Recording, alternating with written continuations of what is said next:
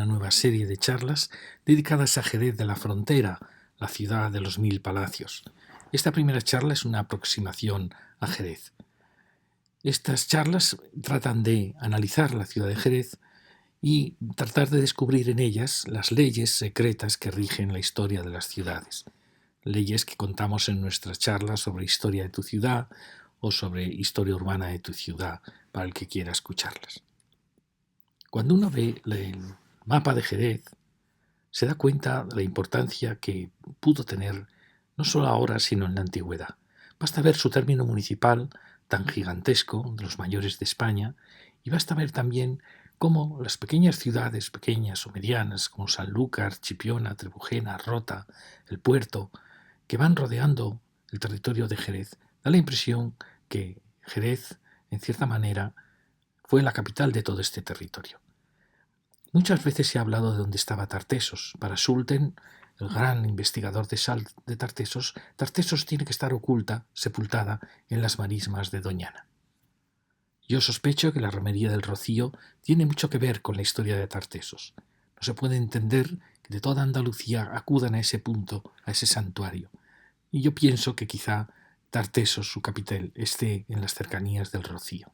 Otros han dicho que Sevilla era probablemente Tartessos, porque su río era navegable, por supuesto casi hasta Córdoba, y era una ciudad ya muy grande en época prerromana.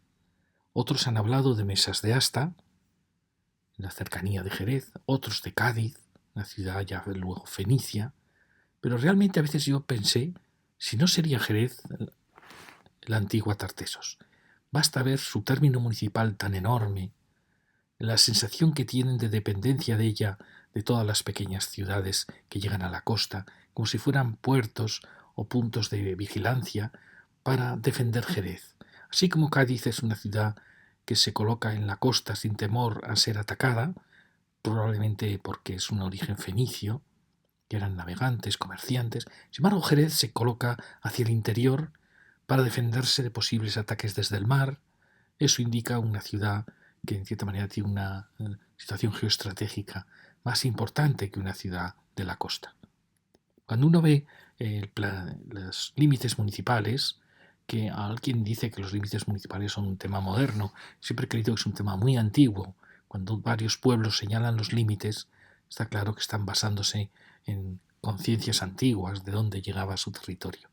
Uno se da cuenta cómo Jerez da la impresión que tanto Trebujena como Sanlúcar son puestos observatorios, en la desembocadura del Guadalquivir, desde Jerez. Lo mismo nos pasa, basta ver que son términos muy poco profundos, dominados todos ellos por el gigantesco tamaño del término de Jerez.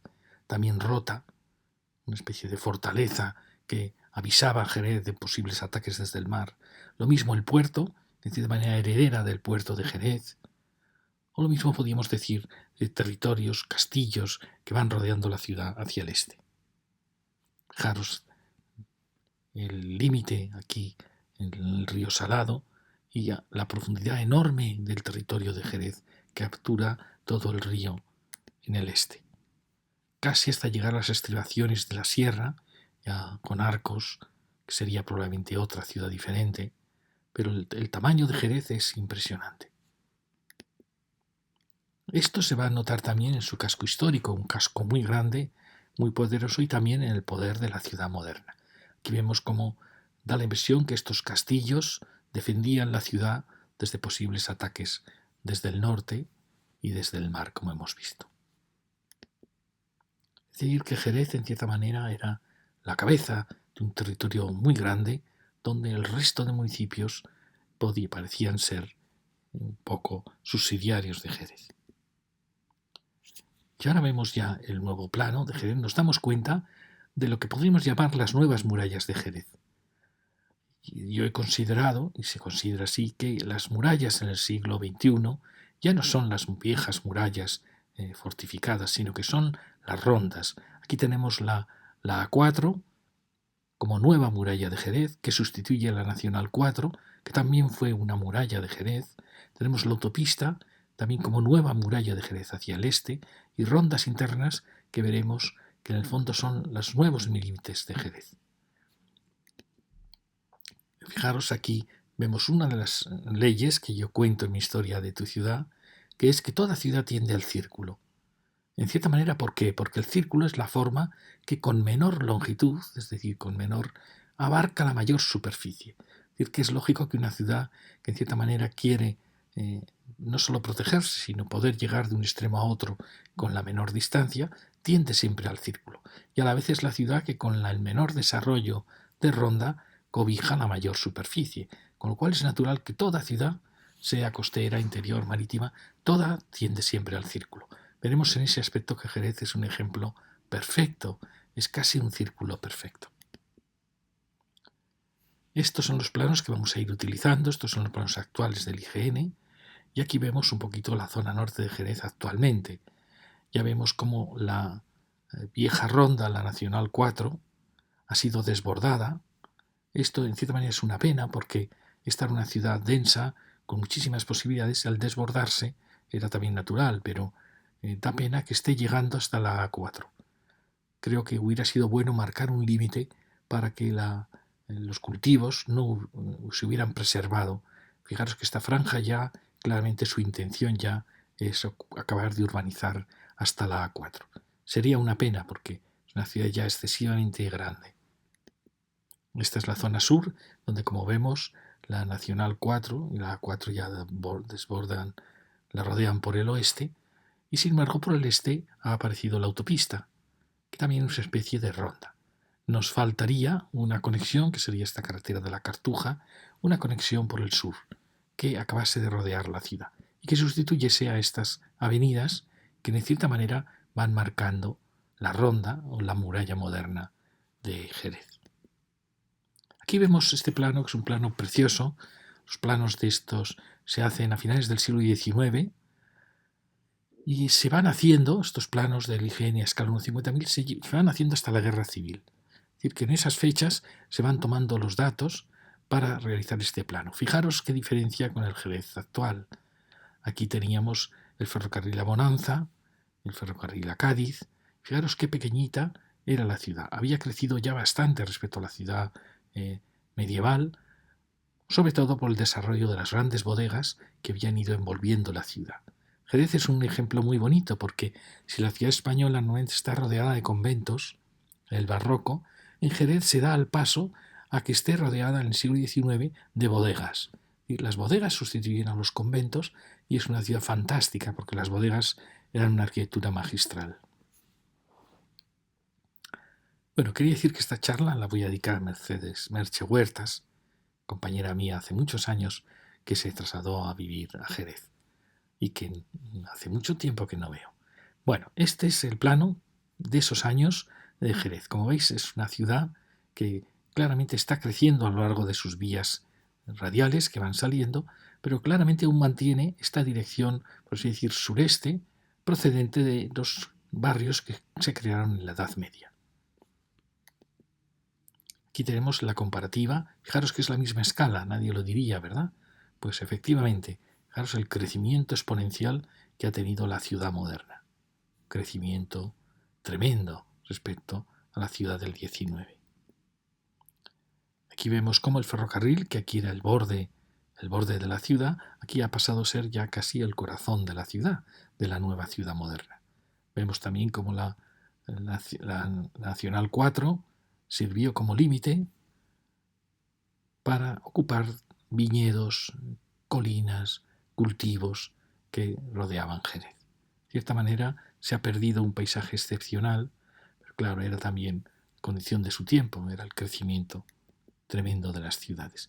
Si lo vemos por el sur, vamos a empezar por el sur. Fijaros, este es el camino, aquí lo tenemos, que iba hacia la Cartuja. Fijaros que eran todo viñedos.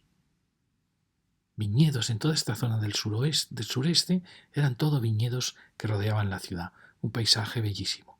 Aquí ya se acentuaba lo que era la vieja cañada, que luego fue transformada en la carretera a Cádiz, la vieja carretera a Cádiz, que va a generar un polígono industrial, alargando muchísimo, excesivamente, en la frontera de la ciudad, donde va a llegar casi a la zona de la Corta, donde estaba el muelle y el puerto romano, a la zona del Portal, donde se trató de crear el puerto de Cádiz. Aquí ya las aguas del mar, del océano, llegan y se mezclan ya con las aguas del Guadalete. Es decir, que podemos decir que este es el puerto de mar de Jerez, o que estuvo en esta frontera. Vemos también cómo esto eran terrenos incultos, los llanos de las villas, ahora ya son todos regadíos. Estos eran cereal, ahora es el cortijo de Río Viejo, y ahora vemos los viñedos. Aquí, como veis, hay el río, probablemente hizo curvas, tuvo trazados muy diferentes. Cuando se habla de Río Viejo es porque hay aquí otro brazo del río Guadalete, y esto pues siempre es muy bonito. Por ejemplo, las cortas que a veces se hacen para los molinos en toda la zona de la Cartuja. Bueno, fijaros qué paisaje más hermoso. Aquí en estos viñedos ya veis que hay muchas ya pequeñas construcciones que en cierta manera se han ido desarrollando, generando esta mezcla de campo y ciudad, donde hay muchas construcciones. Aquí hay muchos palacios ocultos, y veremos si tenemos tiempo de descubrirlos. El ferrocarril a Bonanza, como veis, ha desaparecido, pero aún quedan claramente los restos en el trazado de algunas de las calles. Si seguimos un poquito hacia el este, vemos la Cartuja. Fijaros qué pena que la autopista ha pasado rozando un poco el territorio de la Cartuja, que era un territorio que había que haber salvaguardado, porque era también su paisaje. También había que haber salvaguardado este valle del arroyo del río Salado, que fijaros que aquí era todo cultivos de cereal y que ahora ya eran regadíos. Y fijaros que aquí teníamos la cañada del lomo pardo, que perfectamente podía haberse sido la que hubiera seguido la autopista, es decir, la autopista hubiera respetado este importantísimo valle, porque son todos regadíos muy valiosos, pero ya sabemos que los trazados a veces de estas infraestructuras no respetan, en parte por incultura, no valoran ni el entorno de la Cartuja, ni el entorno de Jerez hacia el este con este valle magnífico, sino que se trazan sin pensar en nada más. Aquí seguimos viendo y vemos estos pueblecitos de fundación, Estella del Marqués. Aquí vemos esa vieja cañada que llegaba a este punto de cruce, muy importante, que es el punto por el que va a pasar también la autopista. Y aquí tenemos el cementerio de Nuestra Señora de la Merced. Fijaros que aquí ese cementerio no existía aún teníamos el cementerio de Santo Domingo.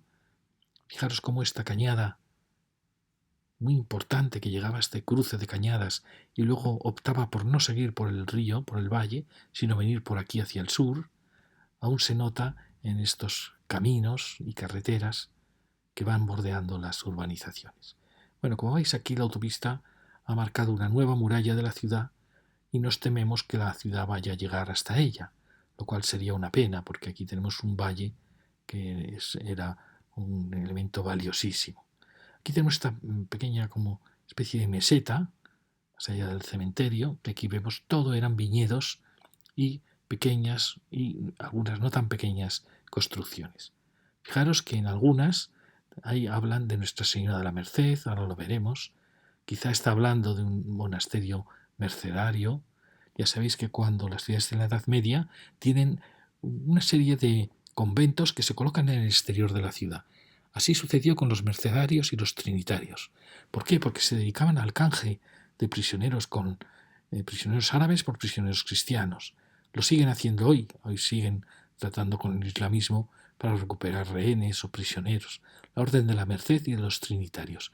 Y como esa era su función, ellos se colocaban en las afueras de las ciudades para lograr que hacia allí se acercasen los rehenes y se produjera el intercambio de rehenes.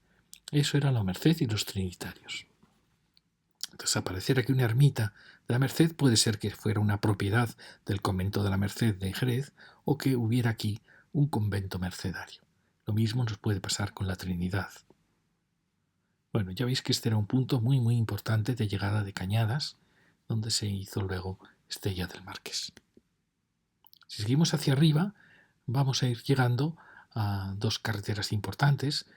Aquí tenemos el ferrocarril, luego veremos en otro plano cómo tenía un ramal que iba saliendo hacia Arcos, en cierta manera, y veremos aquí cómo ha crecido muchísimo la ciudad en toda esta zona, ocupando todos estos viñedos, y luego aparecen aquí ya urbanizaciones más dispersas. Y fijaros que aquí no había cultivos, sino que era una dehesa. Aún se llama dehesa de Sepúlveda. Fijaros qué maravilloso paisaje tuvo que ser los viñedos y las dehesas, con la cañada en cierta manera marcando un poco la frontera. Y aquí fijaros que aparece Venta de la Trinidad. ¿Veis? Este era un cruce muy importante. Era la carretera hacia Sevilla con esta cañada, que en cierta manera es una especie de ronda del territorio de los viñedos. Y ahí estaba la Venta de la Trinidad. Eso puede significar que hubo algún convento de trinitarios, también para el intercambio de prisioneros, o un crucero, un milladero, algún elemento singular. Aquí seguimos un poquito más hacia arriba, vemos, fijaros, Casa de Nuestra Señora de los Ángeles. Puede significar que sean propiedades de los conventos de Jerez. Casa de la Cruz Santa. Yo siempre busco en las carreteras la presencia de los viejos cruceros. Las ciudades españolas siempre tenían en la salida de los caminos los cruceros. Era el punto que cuando los viajeros se iban de viaje pedían a Dios que les protegiera y cuando volvían daban las gracias por el bien de su viaje. Era un punto de encuentro en los paseos de la tarde. Eran cruceros que luego fueron cubiertos, se transformaron en humilladeros, en calvarios. Era un elemento muy importante. Hay ciudades que han conservado todos sus cruceros, otras han derribado todos sus cruceros. Aquí, al hablar de Casa de la Cruz Santa, puedo pensar que aquí hubo un crucero en el viejo camino de Sevilla. Fijaros que aquí aparece San Jerónimo, los conventos importantes que rodearon las ciudades españolas. Hubo una orden, la Orden de San Jerónimo, que fue una orden muy defendida por los reyes españoles. Fijaros que San Jerónimo, va a decir Carlos V, se va a retirar a un monasterio jerónimo como el de Yuste. Felipe II hará un gran monasterio jerónimo para el panteón de la monarquía como el del Escorial. Los reyes católicos tenían en el monasterio de los Jerónimos en Madrid pues el lugar donde luego veremos que se van a producir las grandes bodas reales. Entonces muchas ciudades tenían monasterios jerónimos en sitios privilegiados, alejados de la ciudad, en parajes muy muy bonitos. Aquí al aparecer la palabra San Jerónimo, uno puede pensar, quizá hubo un intento de crear un monasterio jerónimo. ¿Hubo algún monasterio jerónimo en torno a Jerez? Es algo que tengo que investigar. Al igual que las cartujas también, las ciudades que tienen una cartuja son privilegiadas, porque las cartujas eran monasterios bellísimos. Por suerte Jerez tiene una cartuja. También se colocan nuevamente más alejadas que los jerónimos, pero también en parajes bellísimos, privilegiados. Y si aquí vamos siguiendo, vemos esta otra cañada, que como veis, se ha formado esta, y aquí vemos Rancho de la Merced, probablemente eran propiedades del convento de la Merced de Jerez. Y luego fijaros que hay muchos nombres, San Jerónimo, Cruz Santa, Santa Inés, que pueden ser o propiedades de los conventos de Jerez o que hubiese allí alguna ermita en esos parajes. Bueno, aquí fijaros cómo la ronda ha venido, la A4 ha venido por aquí y la Nacional 4 se ajustó mucho más al límite de la vieja ciudad viniendo por aquí. Estas son las murallas, las nuevas murallas de la ciudad. Primero esta y luego la A4. Si vamos más hacia el oeste, vemos ya el camino de Trebujena. Aparece la palabra Cortijo del Judío, aquí se llamaba Rancho del Judío, Rancho de la Merced, como hemos visto antes. Ya estaba aquí el depósito de agua que abastecía a Jerez, y en este punto es donde se produce este cruce, es donde está se llama el Calvario, es decir, probablemente aquí hubo un calvario en este camino que se dirigía hacia el Guadalquivir. Aquí, como vemos, ya la topografía empieza a hacerse un poco más complicada, porque aparece un valle bastante profundo, que es este valle, el arroyo de la Loba, arroyo del Zorro, que nos separa de estas colinas que definen el paisaje, colinas de viñedos que definían el paisaje de Jerez. Y aquí tenemos el ferrocarril a Bonanza. Aquí lo tenemos, el ferrocarril a Bonanza, al lado de la carretera de Jerez a Chipiona. Ya ese ferrocarril ha desaparecido y aquí tenemos toda esta zona de colinas, el valle que va descendiendo y otro valle donde ya la autopista, como veis, va a ir cruzando estas colinas para llegar al segundo valle. Y como vemos también, Jerez ha desbordado muchísimo, prácticamente ha llegado a esta cañada y como veis estaba ya anunciando un poco los límites urbanos de Jerez del futuro. Fijaros que ya la zona de Ikea ha llegado a este cruce del Calvario y es la cañada la que está marcando de momento el límite urbano de Jerez. Sería bueno que Jerez no intente llegar hasta la A4, sino que preserve todo este paisaje y cree, por así decir, una muralla imaginaria para no bordearla nunca, para salvar un poco el paisaje del exterior y los cultivos. Y aquí tenemos el sur, donde, como hemos visto, ya esta urbanización ha saltado en parte ese valle y ha empezado a subir a estas colinas que, como veis, eran todo viñedos antiguamente. Y aquí tenemos las viejas cañadas que vienen por aquí, marcando probablemente lo que tenía que haber sido quizá una gran ronda muy exterior a la ciudad, hubiese venido por aquí. Como veis, falta una conexión sur entre las grandes rondas. Pero bueno, no vamos a dar ideas. Aquí vemos como la A4 se marcha hacia allí, que era el camino al puerto de Santa María, que ha sido aprovechado por la Nacional 4, cuando el camino original a Cádiz, ya veis que era este. Pero esto os lo he contado en mi historia de la ciudad, la ley de las homotecias. Las ciudades van creciendo en homotecias, como un juego de muñecas rusas. Este viejo camino a Cádiz ahora es este, se ha trasladado un poco hacia el oeste y ha cambiado de escala. Bueno, y aquí ya vamos acabando porque nos vamos acercando, hemos partido, que estamos ya en toda esta zona del sur, donde aparece este polígono industrial, siguiendo la carretera de Cádiz, la nueva carretera de Cádiz, el ferrocarril, que como veis ha modificado su trazado para pasar al otro lado del río, el portal, donde se quiso hacer el puerto de Jerez, donde estaba el puerto romano más aquí, en la Corta, y esta zona más accidentada, donde la urbanización ha empezado ya a alcanzarla, y esta vieja cañada que parece que sí que está marcando un poco el límite de Jerez. Pero aquí vemos como ya la Sierra de San Cristóbal ya también está siendo ocupada por urbanizaciones. Y aquí ya llegamos al punto donde empezábamos. El camino de la Cartuja, este precioso paisaje del Guadalete, donde como veis han ampliado muchísimo los regadíos, y el ferrocarril con estas cañadas que iban hacia el sur. Y todo este territorio tan complicado, donde por un lado habría que preservar los cultivos y por otro lado evitar que se densificase. Bueno, es muy complicado actuar en todo esto, que aquí, fijaros, era un paraje de viñedos valiosísimo.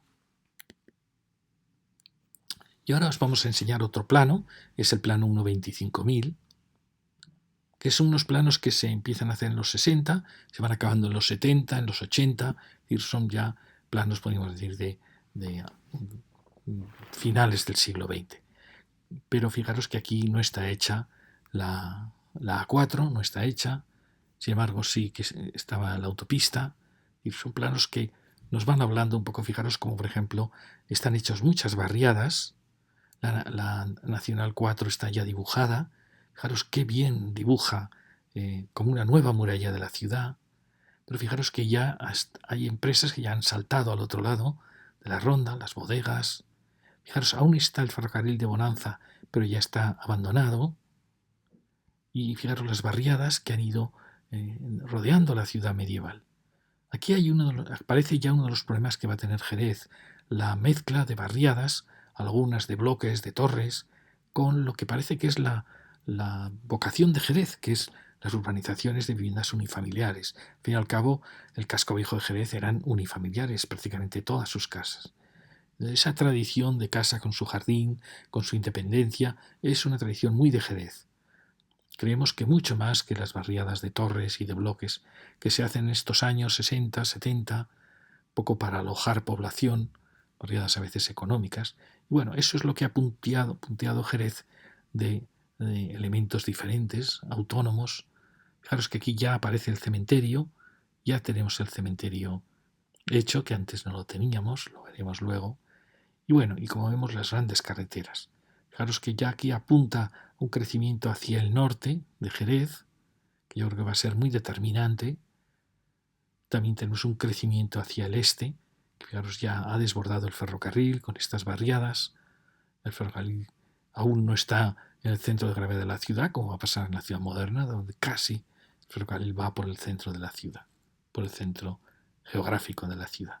Aquí vemos la ciudad jardín de Monte Alto, las primeras ciudades jardín, se nota en los árboles de gran porte que ya tiene, y como la Nacional 4 pues rodeó como pudo, pero fue dibujando un inicio de los límites de la ciudad. Fijaros cómo la nueva ciudad va a seguir la forma que ya estaban marcando en estos años las urbanizaciones.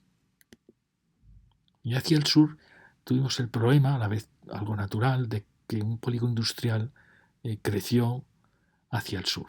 Eso hizo que la ciudad se alargara mucho hacia el sur, excesivamente, y ya se ve que la tensión era más en estas zonas, en torno al centro.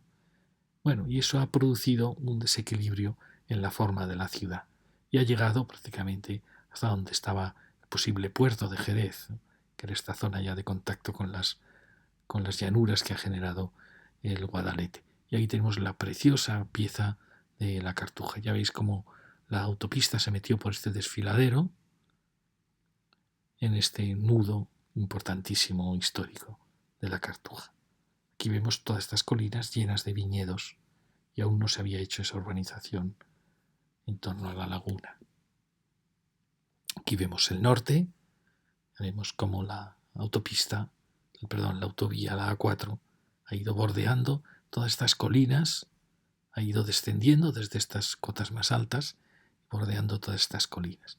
Y como es natural, la ciudad va a tratar de urbanizar todo el territorio. Siempre que uno traza una ronda, pues la ciudad llega hasta ella y la va saltando. Y la vida, otra de las leyes que os comento en esas charlas, siempre se marcha al arrabal. Y una vez que uno ha creado un vial nuevo, pues inmediatamente la vida lo salta y va. ¿Por qué? Porque es más fácil aparcar, porque no paga impuestos, porque los terrenos son más baratos, porque son más accesibles. Entonces hay que evitar que esta A4 empiece a generar entorno de actividad, porque entonces acabaremos comiéndonos todo nuestro paisaje, nuestros cultivos. Aquí lo vemos en este otro punto. Fijaros, este ferrocarriles, que había dos vías, da la impresión que esta también fue una tercera vía, lo investigaremos. Y aquí, como veis, pues bueno, fijaros que aquí había un gran vacío, que ya todo él se ha completado. Es una pena que en este plano no se marquen con distintos colores lo que eran las bodegas, porque nos marcaría un rodear la ciudad de las bodegas. Bueno, aquí vemos la barriada de San José, la zona de Caulina, y bueno, las bodegas, el parque empresarial, esto lo iremos viendo poco a poco. Aquí tenemos la zona de Estella del Marqués, fijaros cómo hay pequeñas barriadas, barriada de San Enrique, Canaleja, barriada de la Asunción, barriada Rivera. Estos son los que han ido marcando luego el crecimiento circular de la ciudad. La pena es que muchas estaban muy alejadas y eso ha generado vacíos que poco a poco la ciudad va completándolos y resolviéndolos. Aquí tenemos este canal arroyo, que también es muy importante en la ciudad y que quizás sería bueno recuperar los viejos canales que, como este otro, que daban frescor a la ciudad y que muchos han quedado sepultados. Aquí lo vemos como semi recuperado y sería bueno buscar su trazado y sacarlo a la luz.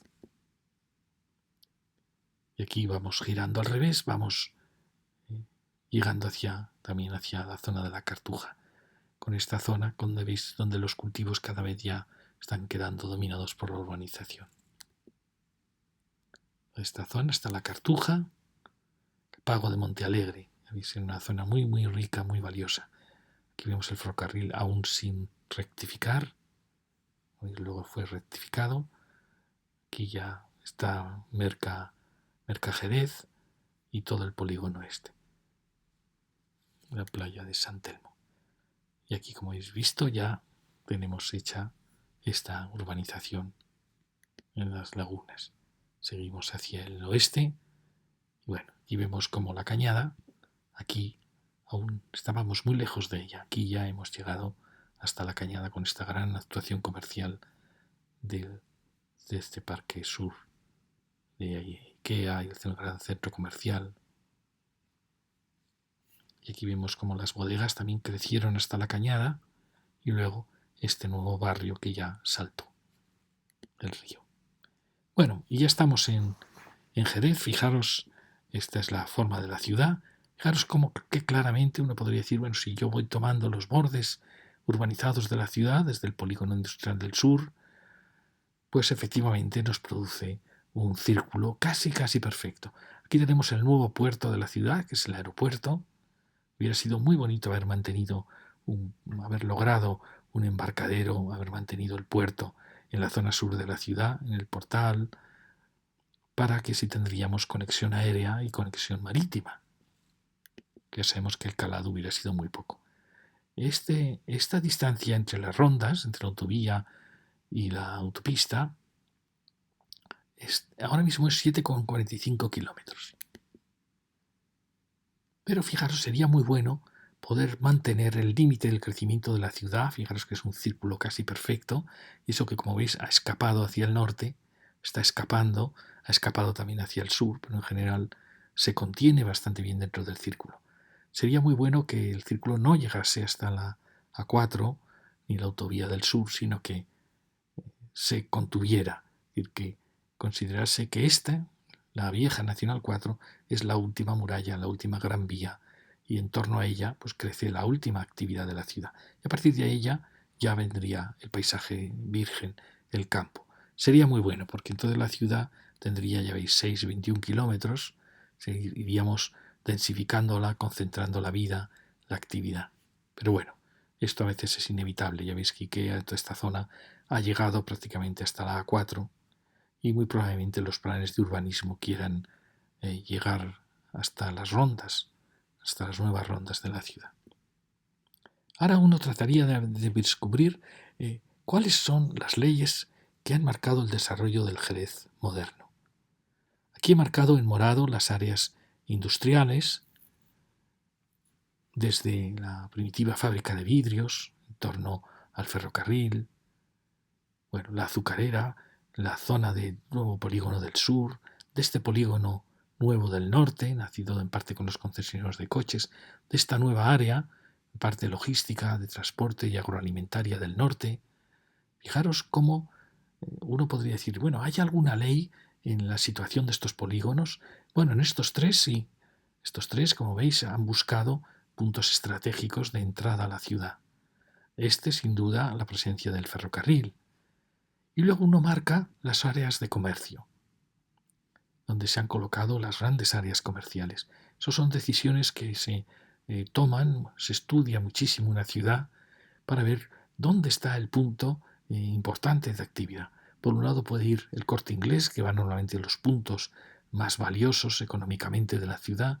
Aquí perfectamente ha cumplido ese objetivo y se ha colocado en la carretera Sevilla, que es el eje más vital de la ciudad, más rico de la ciudad, casi ya desde el siglo XVIII. Si os fijáis, las ciudades van cambiando a veces lo que yo llamo sus ejes vitales. Puede que un momento dado el eje vital de Cádiz en la Reconquista fuese hacia el este. Después a lo mejor pasó a estar hacia el este sí. Después, claramente, en el XVIII ya el eje es el eje de Sevilla. Basta ver que la Puerta de Sevilla tiene más prestigio que la Puerta Real, que estaba en la plaza, y más prestigio que los ejes que van hacia el oeste. Parece como si los ejes hacia el oeste, que fijaros que en la Edad Media, en la época califal, tuvieron mucha importancia, la calle Francos, ahí se sitúa la iglesia de San Francisco, el convento de la Merced. Esos ejes pierden vitalidad, y es el eje del norte el que, como veis, está moviendo la ciudad, transformándola en un óvalo de actividad hacia el norte. Hoy aquí he marcado un poquito unas bodegas y las zonas de ocio, con el Carrefour, los distintos Carrefour o elementos que van apareciendo en el corazón de la ciudad, tratando de descubrir las leyes que marcan el desarrollo del Jerez moderno. Otra de las cosas que me interesa mucho es cuál es la vocación de Jerez. El Jerez histórico eran viviendas unifamiliares, adosadas, palacios, casas, pero unifamiliares. No había apenas bloques de casas de comunidad en Jerez. Y da la impresión que esa tendencia a que la casa tenga su jardín, sea de su propia intimidad, es la dominante en Jerez. Fijaros, las manchas verdes son las áreas de viviendas unifamiliares de Jerez. Me he quedado asombrado porque Jerez tiene un enorme dominio de viviendas unifamiliares. Pero es verdad que en los años 60, 50, 70 se hicieron barriadas, a veces más humildes, con bloques de torres, con un urbanismo que era muy extraño al urbanismo de Jerez. Eso ha producido un desconcierto, casi podríamos decir que hay un cinturón en torno al Jerez medieval, un cinturón de barriadas de torres, pero que luego han seguido apareciendo entre urbanizaciones de unifamiliares, con distintas densidades, es decir, hay una mezcla en sus tejidos, pero el tejido dominante podríamos decir que es el de vivienda unifamiliar. Y me parece muy bien porque creo que es la que mantiene un poco la esencia del viejo Jerez. Pero por ello es una ciudad muy interesante porque esto que puede ser un gran caos puede también ser un elemento de referencia. Si la ciudad logra organizarse, es decir, donde aparecen torres, si en cierta manera están formando un círculo en torno a la vieja ciudad, o no, tratar de descubrir qué leyes secretas han generado el nuevo Jerez. Si lo vamos viendo en el norte, vamos viendo cómo en la salida hacia Sevilla, pues aparecieron, por así decir, desde la Plaza de Toros, desde donde estaban los capuchinos, una zona de bloques de cierta densidad. Era la zona de prestigio. Esa zona de bloques continuó luego aquí y continuó luego creando un nuevo foco muy importante en torno al Corte Inglés. Pero a la vez aparecía también una zona de bloques en barriadas más humildes que todas ellas parece que van disponiéndose hacia el oeste y luego veremos que hacia el este. Y estas barriadas van teniendo sus grandes zonas dotacionales, educativas, su hospital, y eso va puntuándolas. Y hacia el norte de repente ya aparece un dominio claro, a partir de Monte Alto, que es una urbanización muy interesante, ya el dominio de las unifamiliares. Pero entre ambas aparece esta cuña, poco confusa, también de zona de bloques. Es decir, habría que estudiarlo mucho más para ver cuál es el argumento, si era esta pequeña ronda interna que se creó, para que surgieran estos polígonos. A veces no hay argumento, a veces hay simplemente corrupción. Es decir, solares a los que se les da una dificultad excesiva para el aprovechamiento de un promotor o de un propietario. Pero otras veces sí que hay un objetivo, ¿no? Por ejemplo, el de crear barriadas para alojar a la población en viviendas dignas, como puede ser el motivo de muchas de estas barriadas. Si vamos un poquito hacia el este, hacia el sureste, vamos viendo cómo siguen apareciendo las urbanizaciones de unifamiliares, pero siguen entremezclándose con zonas de área de bloques, ya lo veis.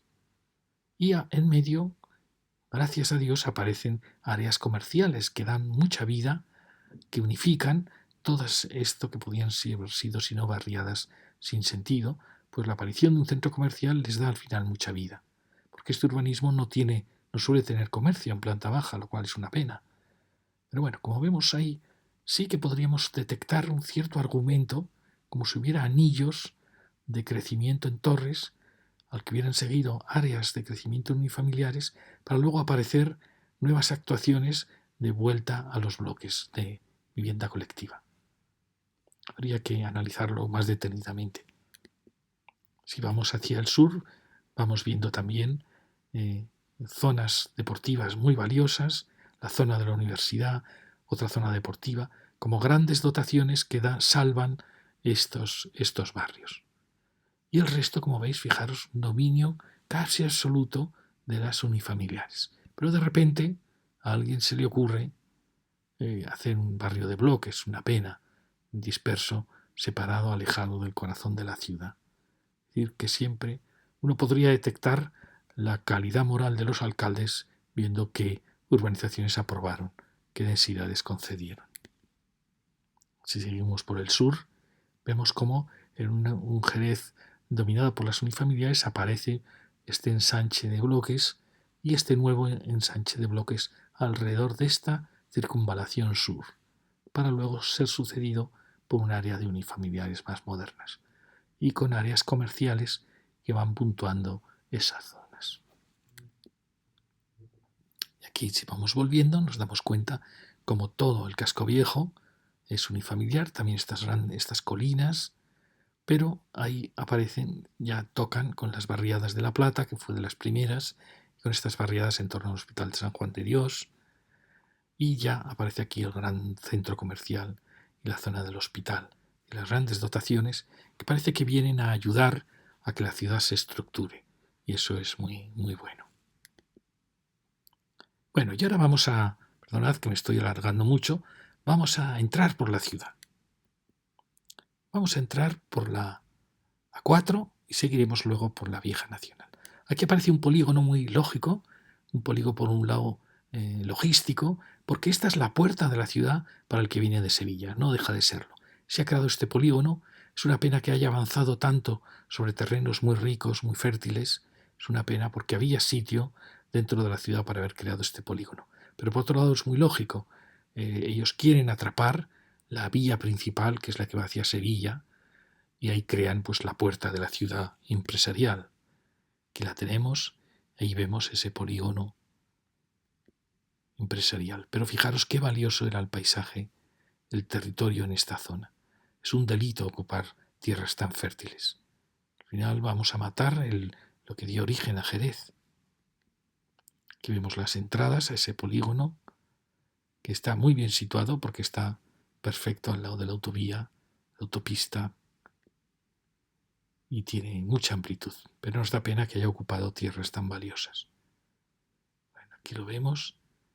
Seguimos y ahora ya nos desviamos hacia la Nacional 4, que es esta.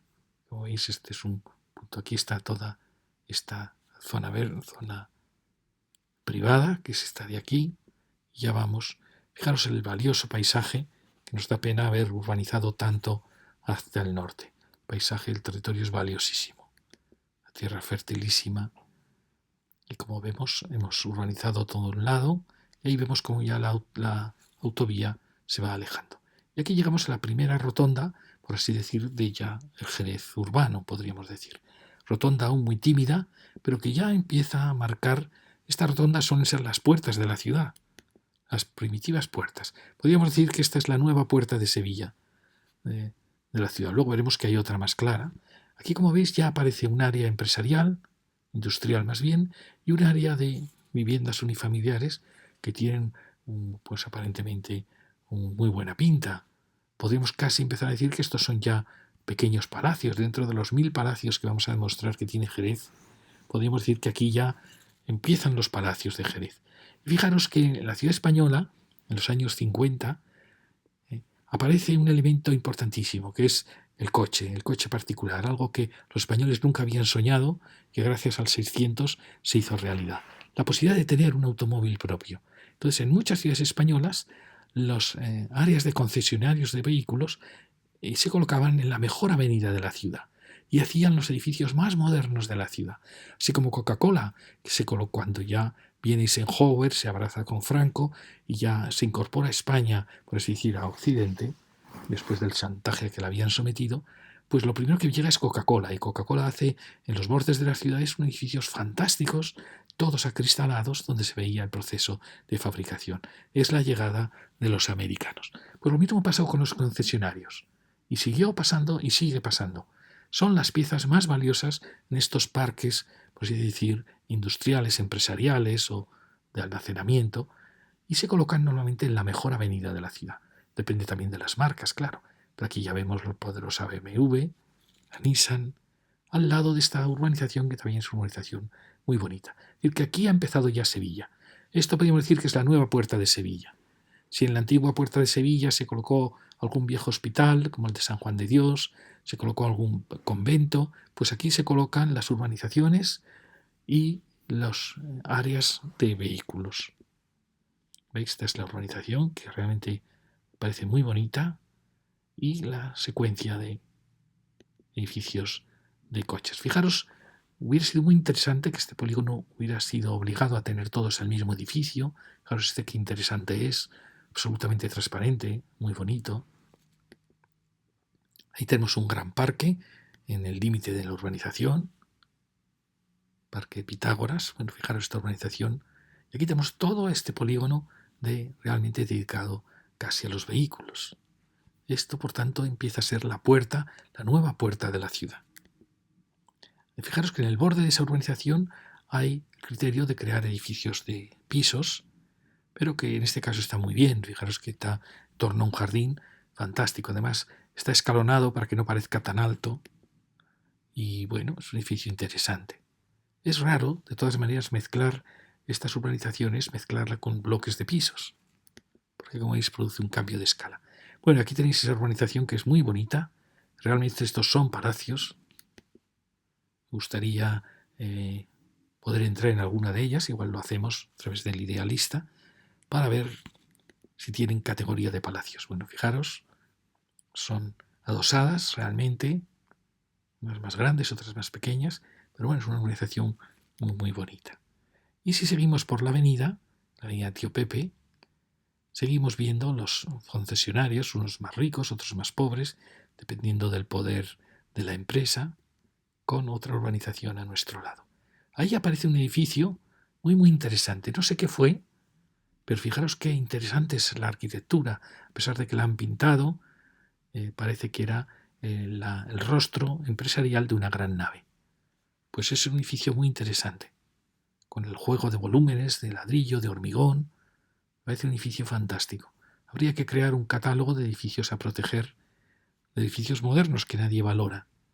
Frente tenemos esta urbanización, que es toda esta urbanización con viviendas de todo tipo, unas más grandes, otras más pequeñas. Con aquí hay un sistema que vamos a ver enseguida de adosadas con 4 casi, un sistema que nunca habíamos visto. Adosadas con muchísima densidad, en que no son pasantes, sino que se agrupan 4 a 4. ¿Veis? Aquí las vemos, donde la vivienda da aquí y tiene un pequeño patio para ventilación interior. Y aquí da ya otra vivienda. Y también aquí tiene un bloque de pisos que nos extraña muchísimo estas decisiones, porque así como en el otro caso era un bloque bastante disimulado, bueno, aquí vemos esas vivienditas que yo creo que siguen en el fondo la tradición de Jerez. ¿Veis? Como veis, unas con más cariño que otras tratadas, pero todas tienen su pequeño jardín, sus 2 pisos, su desván. Y curiosamente, yo pensaba que eran pasantes, pero aparentemente no lo son. Quizá me esté equivocando y sean viviendas pasantes, pero da la impresión que tiene un patio común, pequeño patio. Y aquí la pena es el bloque, como veis tiene más altura y realmente yo creo que no pintan nada en este sitio. Si seguimos vamos llegando a un punto que es singular y justo como singular se ha colocado un elemento de comercial. Estamos llegando a la segunda rotonda ya de la entrada a Jerez. Ahí tenemos Pozo Albero, la urbanización y esta zona verde que nos prepara para Brico de Poz, que señala también un punto de comercio importante. Ya veis, enfrente es el único momento en que vamos a tener naves también al otro lado. Y veis qué bien viene esta zona verde, más o menos verde, que rodea el espacio en torno a esta rotonda, donde, como veis, van a seguir las naves. Aquí es el único caso en que hay naves a los 2 lados. Estamos en este punto. Veis, aquí hay un polígono empresarial, industrial, con el otro. Aquí empieza ya lo que va a ser luego toda esta gran área industrial del norte. Seguimos ya, vemos que son... Y vuelven a aparecer los concesionarios buscando la avenida principal. Los japoneses... Y ahí ya aparece un cambio de escala. Va a aparecer, bueno, vemos unos muy, muy bonitos, veis, son estos impresionantes vidrios. Es una maravilla. Y aquí aparece ya un elemento que a veces pasa en muchas ciudades. En un área de viviendas unifamiliares de poca densidad, de repente surgen hitos, elementos de más densidad. Pasa también en Nueva York, donde hay un punto de mucha densidad de rascacielos al norte y otra al sur. Pues aquí también pasó, surgió de repente, no sabemos por qué, esta zona de gran densidad. Un poco extraño porque todo está en una escala de unifamiliares, ya lo veis, y aquí se ha generado un mundo de mucha densidad. Enfrente tenemos los concesionarios, veis que son muy bonitos, y unas piezas, esta es una pieza fantástica, esto sí que podemos decir que es un gran palacio del siglo XXI. Y por supuesto las gasolineras. Siempre yo digo que las gasolineras son las que suceden a esos calvarios, a esos cruceros que hemos dicho antes. Claro, qué pieza más bonita, inmensas terrazas, fantástica. Y fijaros que toda esta zona es una zona muy asimétrica, con un gran barrio de mucha densidad en esta zona. ¿Por qué se creó este barrio que se ha llevado mucha vida de Jerez? Se la ha llevado a esta zona. Aquí Mercadona, otro elemento muy importante, otro gran bloque y un edificio curiosamente muy singular, muy interesante.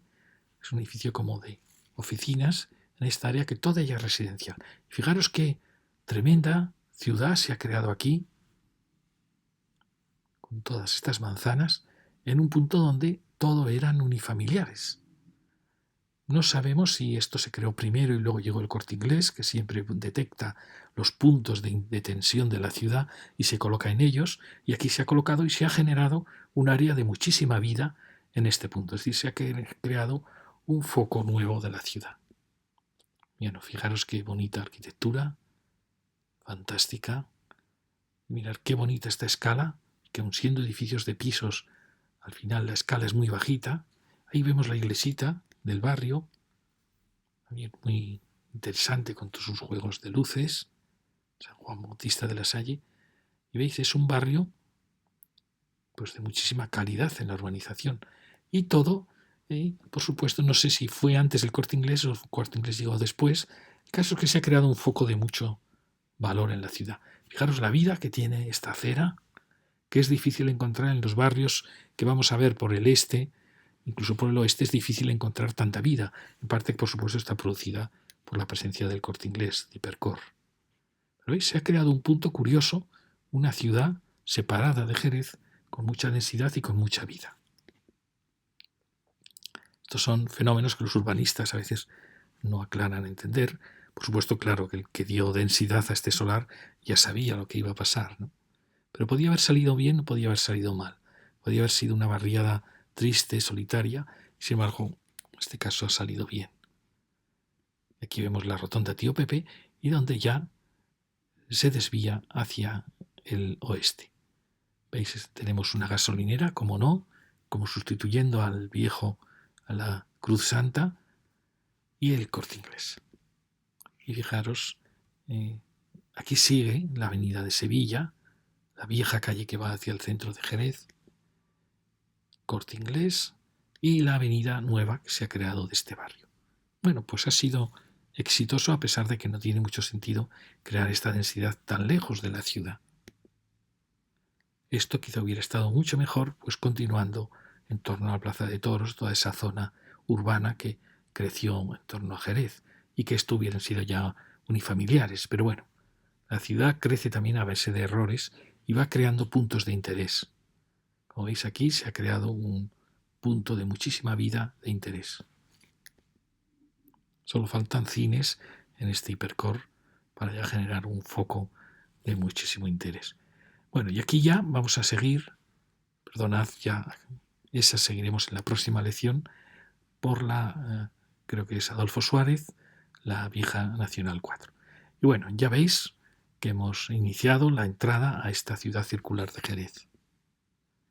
Y fijaros la nueva muralla respecto a la primitiva muralla califal, a la muralla medieval, donde, como veis, aparecía esta tensión hacia el este, hacia el sureste, tensión que en parte ha seguido, pero que va poco a poco marchándose hacia el norte. Fijaros que, sin embargo, hacia el sur, el crecimiento siempre es menor. Ya lo veis aquí, ¿verdad? Quizá por la presencia de las lagunas, de las marismas, con peligro de infecciones. Como veis, la ciudad está atendiendo. Aquí tampoco continuó. ¿Por qué? Porque había una zona de colinas, donde se hicieron las primeras barriadas.